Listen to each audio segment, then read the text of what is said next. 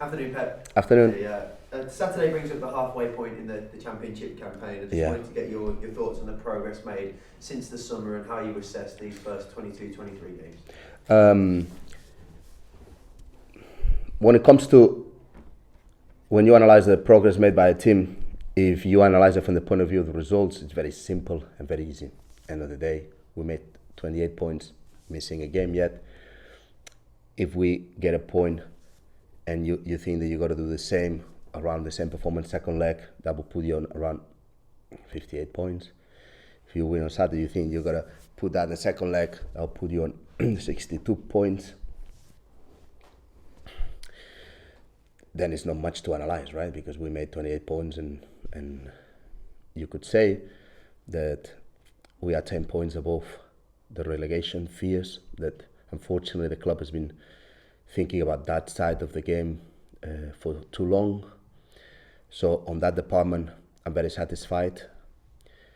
But when you do a deeper analysis and you do analyze outside of the results, or results is a big part of it, but it's very easy to, as I said, to analyze from the results. Okay, you win or you lose, or you have that many points. That's not much analysis to do, apart from the point of how many points we are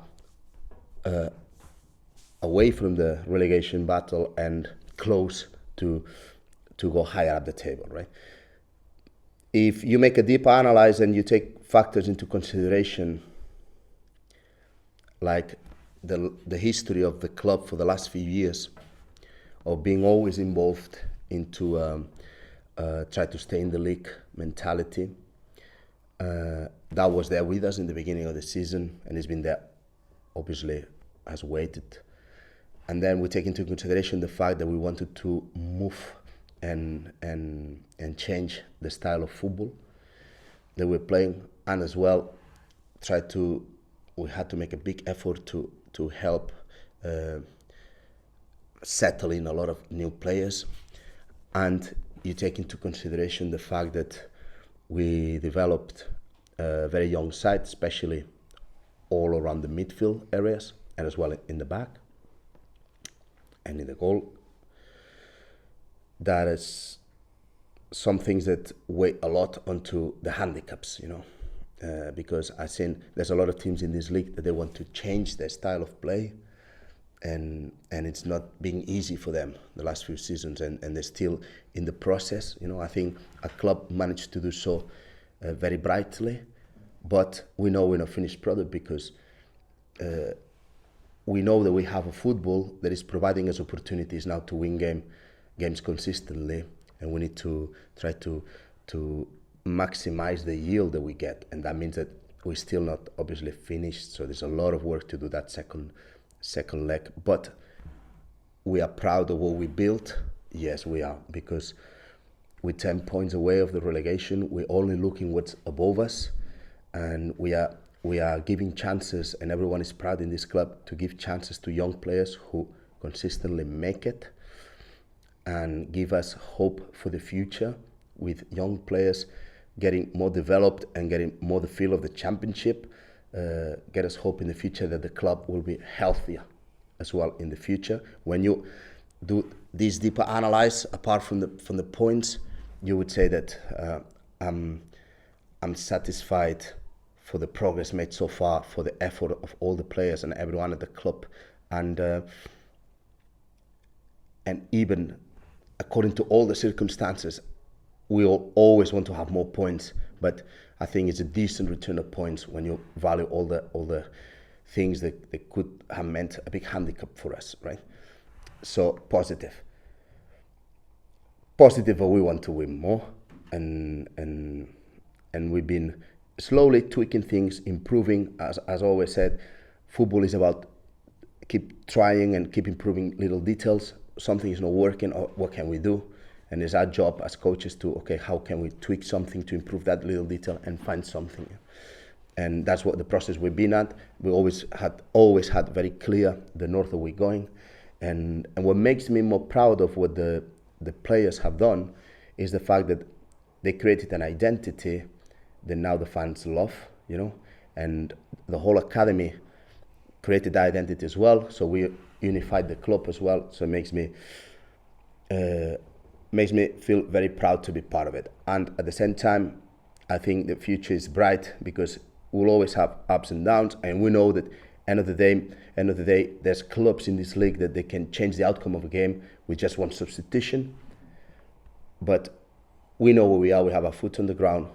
We have a clear goal in mind.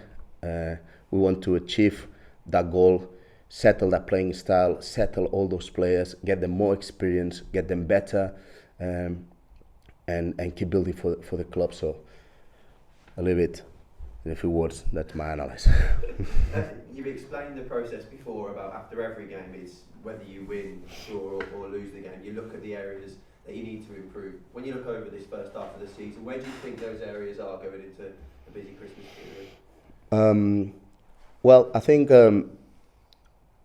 one of the parts, we all change the style, and everyone can see that we try to be more offensive with the ball, trying to be try to create more problems to the opposition. But there's another part as well that we had to work a lot, and it's a huge credit to the players for that, because we were a side until this season. We were a side that was waiting for the opposition mistake to be able to break or get a set play to try to score, and now we're forcing mistakes in the opposition. We're pressing higher.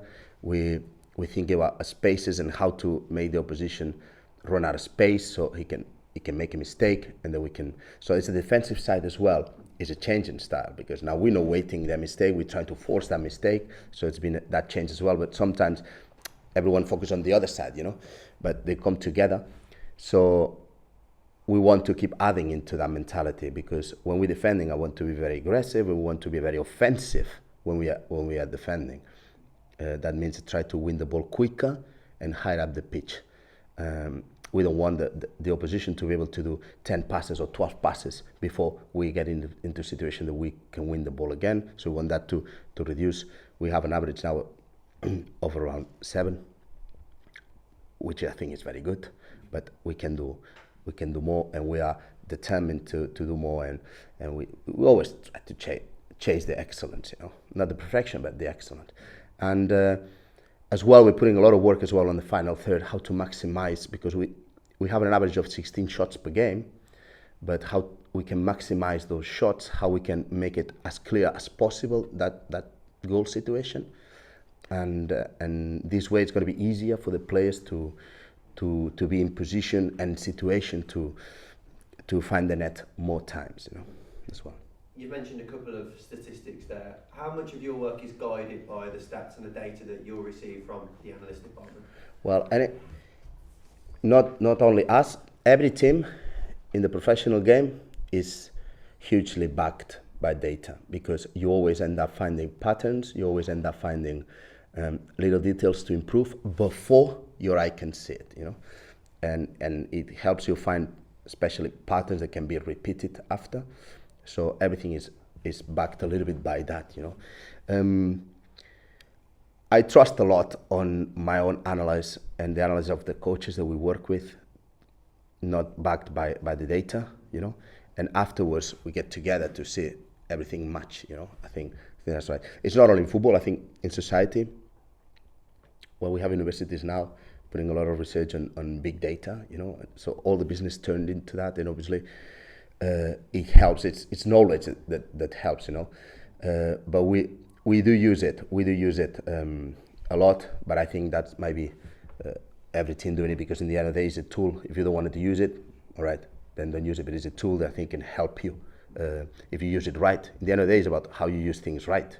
Not it's not like golden rule. Everything needs to be based on stats, but it's a tool that is there for us. And normally, numbers don't lie. One statistic that will be a big challenge is the next 5 games in 14 days. Is this the most testing period of the season coming up now? Yes, I think so, because it adds all together, because it's a fantastic moment for all the fans. Christmas, it's always nice, it's a little bit, you have time with your family, with your friends, with your colleagues outside of work most of the time. I learned here in this country, Christmas celebration are really nice, and they're all over, not only with the family, as well with the work colleagues and with friends, and so it's a very festive time, and everyone loves it. But you have like that dimension, and we still need to work, and we prepare for the games anyway, and so you need to be very strong mentally to get through this period, to get your focus right for every game, and I think during this period, in my experience here, it's the most important thing is to try to focus only in one game at a time. And as soon as that game has gone, focus on the next one, because your time to really fix things that happened needs to be very concrete, so you take things to the next game. It's about that ability to take one game at a time. It's going to be a big load on the players given the amount of games, but we saw at the weekend against West Bromwich Albion, you have players to come in. One of them, David Davis, who showed a tremendous attitude back into the side. He's had to be patient for that chance. Yes, absolutely. No, and he's a player who's very specific for what he can do and he can add.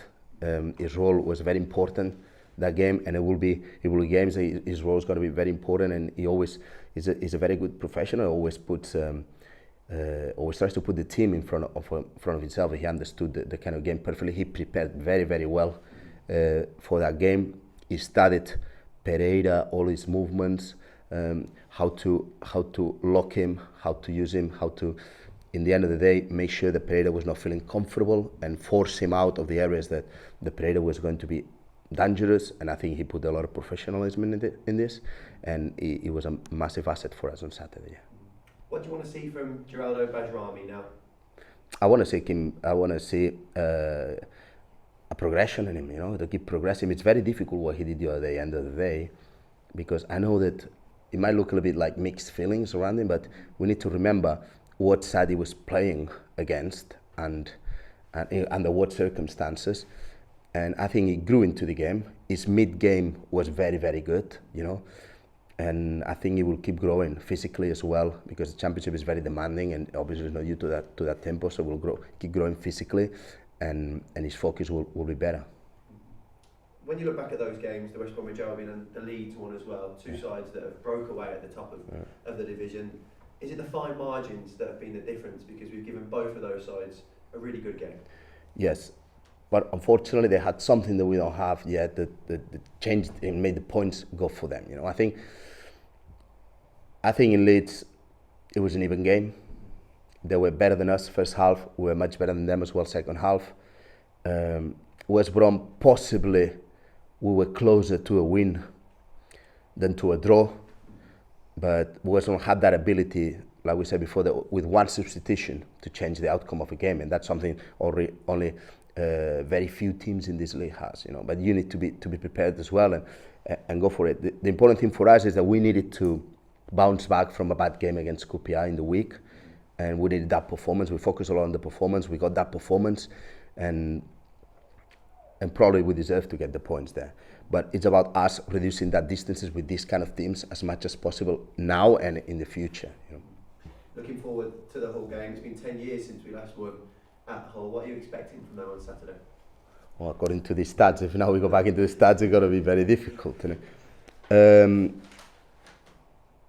I want us to be ourselves. I think we had a spell during the first leg that away from home it was tough for us to find our football, but we solved that very well in the last few away games where we always had a result.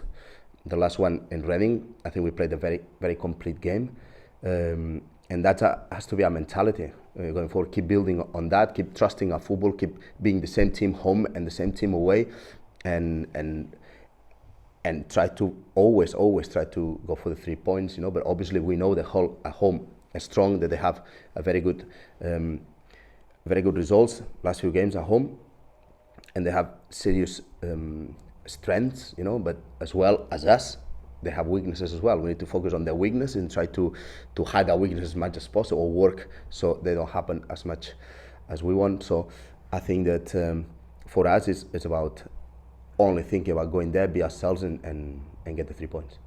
Just a word on Alvaro Jimenez, who was handed those 2 awards at a prestigious evening during the week. Nice that he's been recognised for the qualities he possesses and the reasons that brought him to the club. Yes, I think he made a very good season last season. Obviously, he got the reward of being the maximum goal scorer in the second highest league in Spain. And I'm sure that give him a lot of confidence, and it comes in a good moment as well to be recognised, because going into Christmas, he's going to have plenty of opportunities to show that confidence, you know. So very pleased for him in the name of the whole staff and the whole club. Yeah. Just a couple of injury updates to finish. How's Dan Crowley and Mark Roberts progressing? Dan Crowley was training today for first time, so he looked very good in training. So I think that's done for him. So sorted. We'll train again tomorrow. We're available for selection. Mark Roberts, I expect him to start training after New Year's. Same with Jake.